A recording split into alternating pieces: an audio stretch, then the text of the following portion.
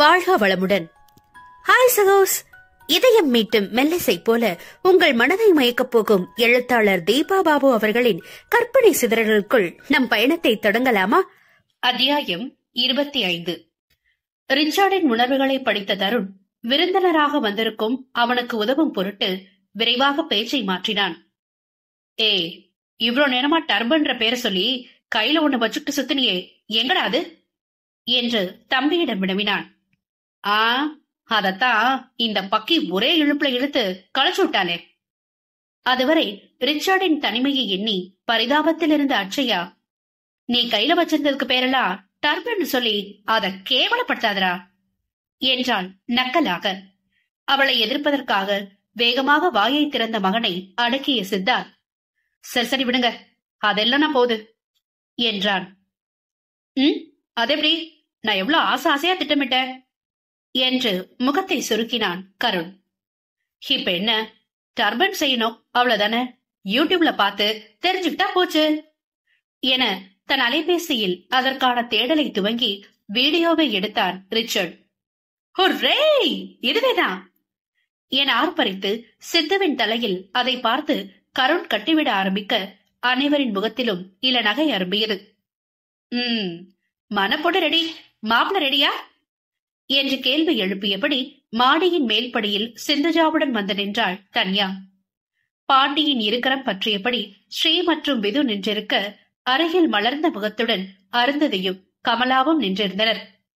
அரக்க நிறத்தில் தங்க ஜரிகை கொடிகள், இழையோடைய பட்டுப்புடவையில் சிறிய நெற்றி சுட்டி, காதில் மாட்டலுடன் கூடிய குடை ஜிமிக்கி, கழுத்தில் குந்தன் நெக்லஸ், ஆரத்தை தொடர்ந்து இடையில் மெல்லிய ஒட்டியானம், கை நிறைய வைரமும் ரூபையும் கலந்த தங்க வளையல்கள் என மணப்பெண்ணிற்கே உரித்தான சர்வ அலங்காரத்துடன் நின்றிருந்த தன் மனையாளை காதலுடன் நோக்கினான் சித்தார்த். தன்னை மறந்து சிலையாக அமர்ந்திருந்தவனை எழுப்பிய கருண், எங்க மாப்பிளையும் தயார்தான் என அவன் தோளில் பட்டுத்துண்டை தொங்க விட்டான். தன் அம்மாவின் அலங்காரத்தை ரசித்துவிட்டு மனைவியிடம் பார்வையை திருப்பிய தருணிடம் வெள்ளென புருவங்களை வளைத்து தன் அலங்காரம் குறித்து அபிப்பிராயம் கேட்டாள் தன்யா. இதழில் குறு சிரிப்பு மலர அவளின் அழகை விழிகளால் பருகியவன் இமைகளை பெரிதாக விரித்து தன் பாராட்டை தெரியப்படுத்தினான். இத்தனை வயதிலும் தன் கணவனின் மாறா காதலில் சிந்துவும் தலையை கவிழ்த்தபடி சிறு வெட்கத்துடன் படி இறங்க கருண்தான் பெருமூச்செறிந்தான். ஐயோ, இந்த வீட்டுல என்ன தவிர எல்லாரும் அவங்கவுங்க ஜோடியோட கண்ணாலேயே காதல் கவிதை பேசுறாங்களே, ஆனா நான் மட்டும் என எதிர்பார்ப்போடு அருந்ததியை பார்த்தான். அவளோ கவனமாக அவனை தவிர்த்தபடி படியில் கண் பதித்து மெல்ல இறங்கிக் கொண்டிருந்தாள். லேசாக முகம் சுருங்கியவனுக்கு ரிச்சார்டின் பேச்சு நினைவு வர, இவளின் பாராமுகத்திற்கும் அதற்கும் ஏதாவது தொடர்பு இருக்குமோ என்று சிந்தித்தான். அத செம சர்ப்ரைஸ், எனக்கு மட்டும் இல்ல, மாமாவுக்கு தான். இப்படி ஒரு அலங்காரத்துல நாங்க சுத்தமா எதிர்பார்க்கவே இல்ல. என்ன ஒரு அழகு, என்ன ஒரு வெக்கம், என் மாமா அப்படியே சொக்கி போய் நிக்கிறாரு என சிந்துவின் தோளில் கரங்களால் மாலையிட்டு அருகில் இழுத்து கிசுகிசுப்பது போல் உரக்க கூறினாள் அட்சயா.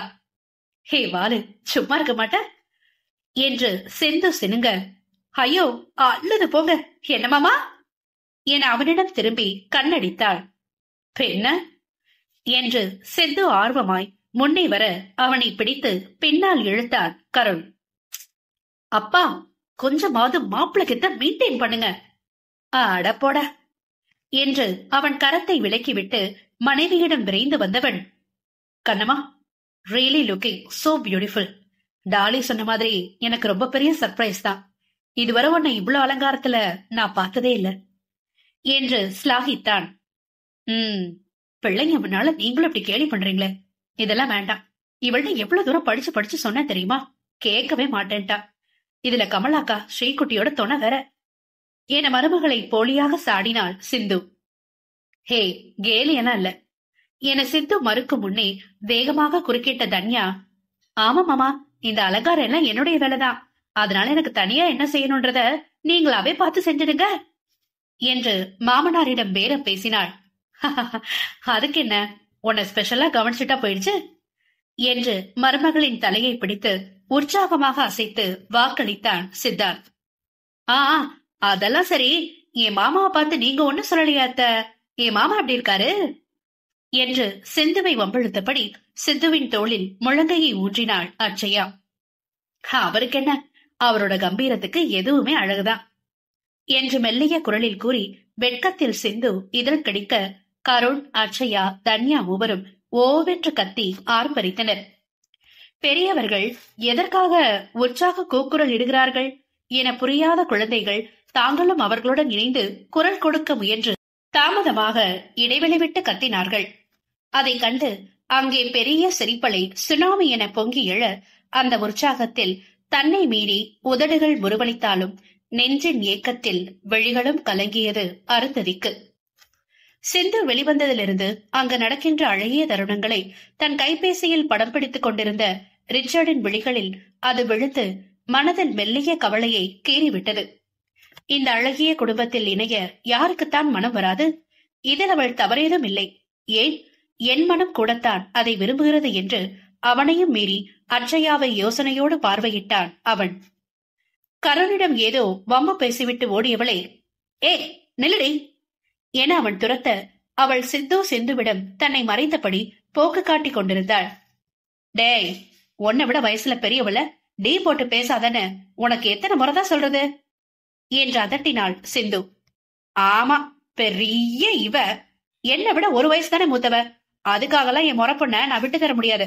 ஆமாவா இல்லையடி செல்லம் என்று வினவியபடி அவள் தோளில் கரம் போட்டு தன் அருகில் இழுத்து கொண்டாள் கருண். பின்ன உங்களுக்கு இல்லாத உரிமையாத்தான் என்றவாறு அவன் இடையை சுற்றி கையை போட்டு தானும் அவனுடன் விளையாட்டில் இணைந்தாள் பெண். பாத்தியா, போய் போய் இவளுக்கு ஆதரவா பேச போனியே என்று தலையில் அடித்துக் கொண்டாள் கமலா. நீ வா டார்லிங், நாம போய் அப்படி உட்கார்ந்து பேசலாம், அவளுக்கெல்லாம் நம்மளை பார்த்து பொறாம என்று அந்தர்பல்ட்டி அடித்தான் கருண்.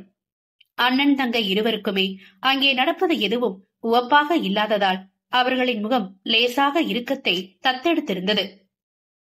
கருணுடைய ஓவர் ஆக்டிங்கில் அட்சயா தன்னை மீறி குபீரென்று சிரித்துவிட கமலா அவள் தலையிலேயே மெல்ல கொட்டினாள். முதல்ல ரூமுக்கு போய் நான் எடுத்து வந்திருக்க புடவை மாத்திட்டு வாப்போ, வெறும் வாய் பேச்சுதான் என்று நொடித்தாள் கமலா. இப்ப நான் எதுக்காக புடவை மாத்தணும்? மாமா என்ன ஏன் கழுத்துல தாலி கட்ட போறாரு? அத்த கழுத்துல தானே, எல்லாம் இருக்கிறது போதும் என்று மறுத்தாள் அவள். வாய் வாய், வேற ஒன்னும் இல்ல, சும்மா என்கிட்ட வாதாடிட்டு இருக்காம நான் சொல்றதை செய்ப்போ. 28 வயசாவது இன்னமும் சொல் பேச்சு கேட்காம என்றவாறு கமலாவின் குரல் பிசிறடிக்க அட்சயா தன் அன்னையை முறைத்து பார்த்தாள். கமலா என்று அதட்டிய சித்தார் தோழியின் கரம் பற்றி அழுத்திவிட்டு அட்சயாவிடம் அர்த்தம் பொதிந்த பார்வை ஒன்றை வீசினான். குற்றம் புரிந்தவளாக அவள் விழிகள் தன்னால் தழைய தன்யாவை அழைத்தாள் சிந்துஜா. அக்காவோட பேக் ஒரு ரூம்ல தானே இருக்கு, நீ போய் அவளுக்கு உதவி செய். சரியத்த என்றவள் அட்சயாவின் தோளில் கை வைத்து அவளை அறைக்கு தள்ளி கொண்டு போனாள். அதுவரை இருந்த குதூகலம் வடிந்து சட்டென்று அங்கே நிலவிய இறுக்கம் அருந்ததிக்கும் ரிச்சர்டுக்கும் குழப்பத்தை உண்டாக்கியது. சரி, என் திருமணத்தப்போதான் சிந்துவோட கழுத்துல எல்லா முடிச்சுகளையும் நான் ஒருத்தனே போட்டேன். அட்லீஸ்ட் இந்த 60ஆம் கல்யாணத்திலேயாவது நாத்தனாரா நீ உன் பொறுப்பை நிறைவேற்றுறியா என்று தன் தோழியிடம் கேலியில் இறங்கினான் சித்து. ஆமா போட என அவன் தோளில் தட்டியவளும் மெல்ல இயல்புக்கு திரும்பி முறுவளித்தாள். ஓகே ஓகே, அச்சு கிளம்பி வரதுக்குள்ள நாம எல்லாரும் மாப்பிள்ள பொண்ணோட ஒன்னா ஃப்ரெஷ்ஷா போட்டோஸ் எடுத்துக்குவோம், வாங்க வாங்க என்று தன் ஹேண்டி கேமை எடுத்தான் கருண். அனைவரையும் மாற்றி மாற்றி நிற்க வைத்து புகைப்படங்களை எடுத்து தள்ளியவன் மனதிற்குள், இந்த அண்ணி இப்ப பார்க்க அவளோட போயிட்டாங்களே, நான் எப்படி அருந்ததியோட நின்னு புகைப்படம் எடுத்துக்கிறது? அண்ணினா எப்படியாவது எதையாவது சொல்லி சமாளிச்சு நிக்க வச்சிடுவாங்க என்று இதழ் கடித்தான். சரி போதும் கருண், வா, ஐயர் வர சொல்றாரு என்று அங்கே இருந்தவர்களை மனப்பந்தலுக்கு அழைத்து சென்றான் சித்து. தன் நிலையை எண்ணி உள்ளுக்குள் நொந்தபடி ஓரடி எடுத்து வைத்தவன் கதவின் குமிழ் திறக்கும் ஒலி கேட்டு வேகமாக விழிகளை உயர்த்தினான். அதைவிட அதிவிரைவாக ஆர்வமுடன் ஒரு ஜோடி விழிகள் அங்கே தாவியது. தன்யாவின் உதவியோடு இளநீல நிற டிசைனர் சாரி உடுத்திக் கொண்டு கீழிறங்கியவள் வெண்ணிலிருந்து இறங்கி வரும் அழகு தேவதையாக ஜொலித்தாலும் அவள் முகத்தில் மண்டி கிடந்த லேசான எரிச்சல் ரிச்சர்டின் புருவங்களை முடிச்சிட வைத்தது. கருணின் அருகாமையில் மனம் தவிக்க அதை தவிர்க்க வேண்டி, அண்ணா நாம அங்க போய் உட்காரலாமே என்று ரிச்சர்டின் கரத்தை சுருண்டினாள் அருந்ததி.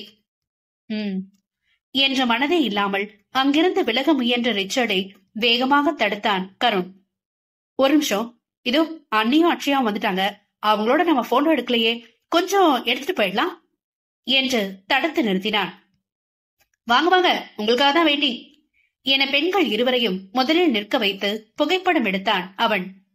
ஓ காட், இப்ப இது ரொம்ப அவசியமாடா என அப்பட்டமாய் தன் எரிச்சலை வெளிப்படுத்தினாள் அட்சயா. ஆமா, எனக்கு அவசியம்தான், ரொம்பவும் அலட்டாம ஒழுங்கா நில்லுடி என்று அவளை அடக்கினான் கருண். ஹே, கருண் சொல்றது மாதிரி இதெல்லாம் ஸ்வீட் மெமரிஸ், கொஞ்சம் சிரிச்சபடி நில்லுப்பா என்று தன் வயதை ஒத்தவளிடம் சமாதானம் பேசினாள் தன்யா. மெல்லிய பெருமூச்சுடன் அவள் முயன்ற புன்னகைக்க அதை கிளிக் செய்தவன், இப்போ ஒன்லி லேடிஸ், அருந்ததி நீ அண்ணியோட வந்து நில்லு என்று உத்தரவிட்டான். இவள்தான் அவன் அப்பொழுது சொன்ன அருந்ததியா என முதன் முறையாக ரிச்சர்டின் அருகில் நின்றிருந்தவளை அளவெடுத்தாள் அட்சயா.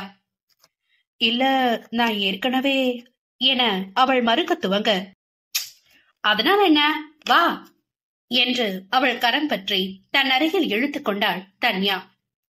இதுக்குதான் அண்ணி வேணுங்கிறது என்று தனக்குள் மெச்சியவன், அன்னிக்கு 2 புறமும் நிக்கிறவங்க கொஞ்சம் சிரிக்கலாம்ல என்றான் பரிகாசமாக. சற்றே கடுப்பாகிய அட்சயா ஈ என்று அனைத்து பற்களையும் காண்பிக்க, அருந்ததியோ தயக்கத்துடன் தன் இதழ்களை மெல்ல விரித்தாள்.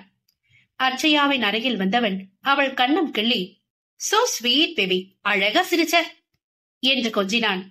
போடா என்று அவனை தள்ளிவிட்டாள் அவள். இப்ப நீங்க வாங்க பாஸ், நாம எல்லாரும் ஒன்னா குரூப் போட்டோ எடுத்துக்கலாம் என எவருக்கும் யோசிக்க இடம் கொடாமல் சட்டென்று ரிச்சர்டை இழுத்து அட்சயாவிடம் நிறுத்தியவன் அதே வேகத்தில் தான் சென்ற மறுபுறமும் அருந்ததியிடம் நின்று கொண்டான். என்ன ஏதுவென்று மற்ற மூவரும் திகைத்து சுதாரிக்கும் முன்னர், ஸ்மைல் பிளீஸ் என்று செல்ஃபி எடுக்க தன் அலைபேசியை உயர்த்தினான் கருண். அவன் மனம் புரிந்த தன்யா நமட்டு சிரிப்பை சிந்த, ரிச்சர்டோ எதிர்பாராத இந்த நிகழ்வினால் தடுமாறி விழித்திருக்க, அந்நிய ஆடவனின் அருகாமையில் நாயகியர் இருவரும் மருந்தை உண்டவர்களாக உதட்டை விரிக்க மறந்து நின்றனர். நட்புகள் எல்லாரும் நம்ம சேனலை மறக்காம சப்ஸ்கிரைப் பண்ணுங்க, கதையை கேளுங்க, லைக் பண்ணுங்க, கமெண்ட் பண்ணுங்க, பிடிச்சவங்க ஷேர் பண்ணுங்க. நன்றி.